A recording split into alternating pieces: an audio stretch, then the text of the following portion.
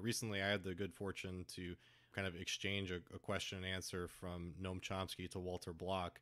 And Noam Chomsky, obviously, very famous anarcho-syndicalist. Walter Block, a well-known anarcho-capitalist. Do you know Noam Chomsky from any prior meetings or anything like that? Of course. No, I've known him since.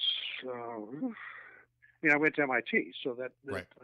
And I went even when I went to graduate school across the river at Boston University. I came back to MIT. I think that's when I first met him. It was sometime there in the 70s, and we've been two peas in a pod ever since then.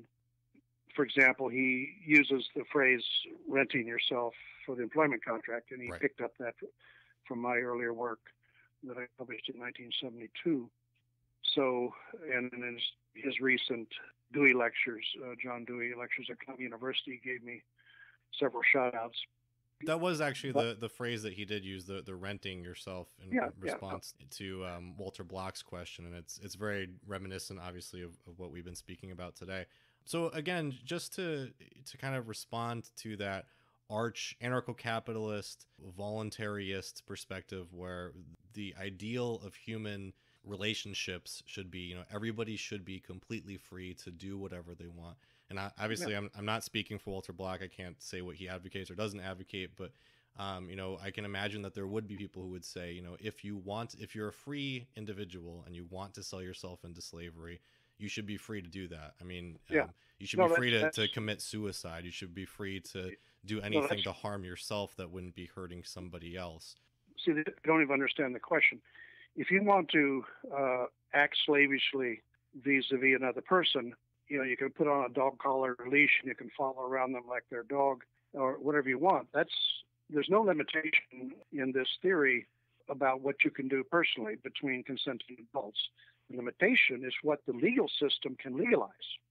So if you want to act slavishly with respect to somebody else, or a woman wants to act slavishly with respect to her husband, that's maybe a poor choice, it may be poor judgment, but don't ask the legal system to validate a contract that says that's your legal role. That's the problem. And anarcho-capitalists, libertarians don't even understand that. They act as if we're saying, well, you can't go around and act like somebody's slave. If you want to act like somebody's slave, go ahead. But don't ask the legal system to turn that into a valid contract. That's the point. The Emancipation Proclamation did not abolish people being sadomasochist or acting like they're somebody's dog. It changed the legal system so that would not be a legal contract. And they don't even understand that. They keep saying, oh, you're limiting my freedom. Oh, if you want to act like somebody's slave, go ahead. But don't ask the legal system to say that's a valid contract, and don't ask the legal system to enforce it. So what should be our guidepost for what is a legal contract or acceptable contract and what is an unacceptable contract? No, it's the whole idea of what can you alienate. In fact, if you own a car, you can, rent the car to somebody else. You can turn it over to somebody else and they can drive it independently of you, or if you want to, any sort of item, any sort of thing like that, then that can be alienated. But when you say, I'm going to rent myself out, well, how do you separate, your actions from yourself? Those are, in fact, inalienable. And that's the reason why, for example, fraud becomes obvious when you consider the case of a hired criminal. If you have a, employer and employee, and the employer says, okay, the employee, let's go rob a bank, and let's rent a car or rent a van as a getaway car, but the van owner, knows nothing about any of that, because the van owner can alienate the van, not be involved, but the employee is automatically involved inexorably, and the court say you were in fact agreed to do that, and you did that, rob the bank or commit a murder or whatever it is, and so you're both jointly legally responsible.